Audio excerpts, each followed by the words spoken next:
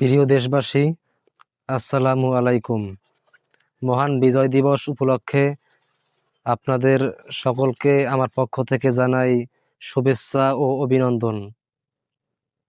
1971 সালের 16ই ডিসেম্বর আমাদের এই বাংলাদেশ পাকিস্তানিদের হাত থেকে বিজয় লাভ করেছিল। টানা দীর্ঘ 9 মাস রক্তক্ষয়ী যুদ্ধের পর আমরা 16ই ডিসেম্বর বিজয় লাভ করেছিলাম। 1971 সালের 25শে মার্চ পাকিস্তানি হানাদার বাহিনীরা বাংলাদেশে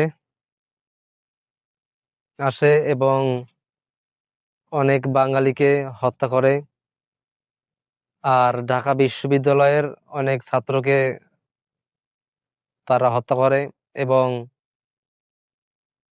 অনেক শিক্ষক এতে অনেক শিক্ষক, ছাত্র, কর্মকর্তা, কর্মচারী নিহত হয়। প্রিয় দেশবাসী, আজ আমরা খুব মিলেমিশে এই বিজয় উৎসব পালন করব। তো বিজয় দিবস উপলক্ষে আমার এই ভিডিও মেসেজ এই পর্যন্ত। তো সবাই ভালো থাকবেন। জয় বাংলা, বাংলাদেশ চিরজীবী হোক।